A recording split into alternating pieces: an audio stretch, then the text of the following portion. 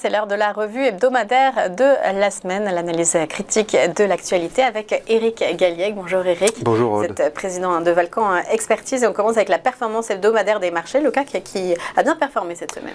Belle performance, donc effectivement, hausse des actions européennes. Une semaine à la hausse, une semaine à la baisse. On est dans une volatilité qui demeure assez élevée et donc un rebond de près de 3% pour le CAC 40, alors que la reprise des actions américaines était plus limitée au niveau du S&P 500 puisqu'on s'est limité à 1%. Entre deux, l'euro s'est apprécié de 1% contre le dollar et se retrouve au 0,98 environ. Et dans les actualités qui ont fait la semaine, il y a évidemment hier cette démission de Liz Truss au Royaume-Uni. Alors oui, la démission de Liz Truss, on se demandait comment elle tenait encore. C'est vrai qu'à partir du moment où son ministre des Finances avait été changé, que le nouveau ministre des Finances mettait en œuvre finalement des mesures totalement opposées à ce qu'elle avait proposé, à ce qu'elle avait lancé, effectivement, elle devait démissionner. Donc c'est effectivement une mauvaise nouvelle en ce sens que ça nous montre que le marché financier peut sanctionner et peut procéder à des licenciements politiques en quelque sorte, comme on a parlé de licenciements boursiers, c'est des licenciements politiques qui est assez impressionnant ici. Et par ailleurs, ça nous montre aussi que cette sanction peut aussi toucher d'autres pays européens demain, ça peut arriver. Donc c'est plutôt un élément négatif dans l'actualité de la semaine. Donc -1 sur le scénario. Et on passe à ce qui se passe du côté du Japon avec le yen notamment qui est un plus bas historique et la Banque du Japon qui va peut-être intervenir. Alors au plan monétaire, sur le chapitre monétaire de l'actualité, on a effectivement la poursuite de la dégringolade du yen qui est passé donc à 150 yens pour un dollar. C'est assez impressionnant, surtout après la première intervention de la Banque du Japon qui était assez timide et qui a été assez peu efficace d'ailleurs. Donc on s'attend à des nouvelles dans les jours qui viennent, en provenance de la Banque du Japon, avec probablement l'idée que vouloir contenir les taux de marché à 0,25% et continuer à faire du quantitative easing de façon massive, c'est pas tenable aujourd'hui. Et donc on risque d'avoir une décision de la Banque centrale japonaise dans les jours qui viennent d'abandon de cet objectif de contrôle de la courbe des taux et de contrôle du niveau des taux à 10 ans, ce qui est unique.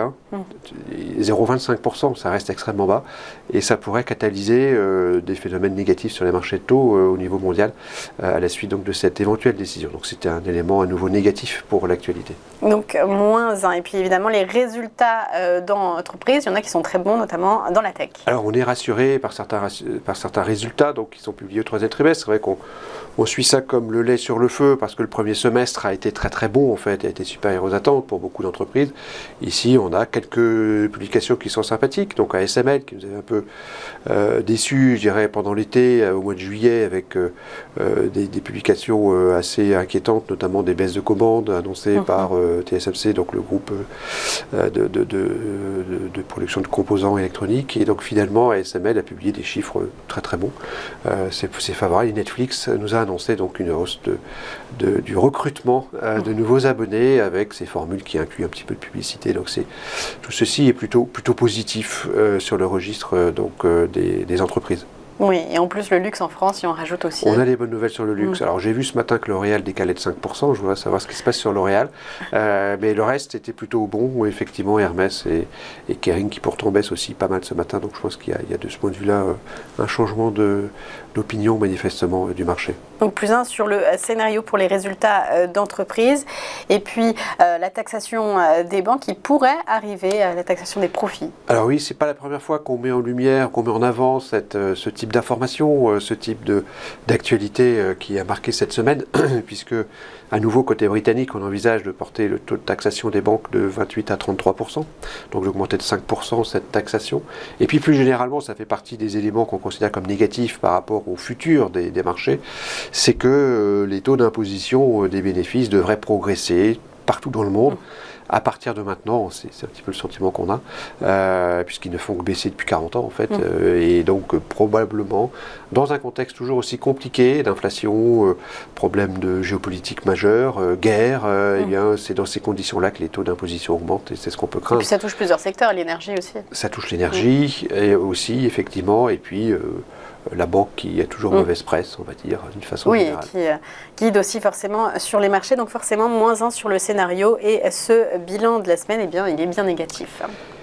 Il est à nouveau négatif, -2, donc 3 nouvelles interprété négativement. Donc la dimension de l'Istrus, c'est donc la volatilité politique et finalement la puissance des marchés capable de d'émettre des gouvernements, et ce qui est bien sûr justifié, je pense, pour la Grande-Bretagne, mais qui pourrait demain s'appliquer à d'autres pays européens. On pense à l'Italie, mais pourquoi pas à la France. Donc ça c'est négatif. D'un point de vue monétaire, une décision très attendue qui pourrait être très négative du côté de la Banque du Japon.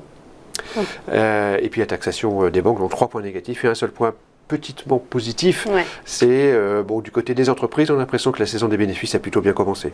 Donc en tout, -2. Et donc sur le portefeuille d'investissement, on reste à l'écart. On est toujours, on reste dans une situation compliquée, dans un marché baissier depuis le 24 février. Nous, on est à 0 action depuis une année, quasiment. Donc on est très prudent sur les marchés.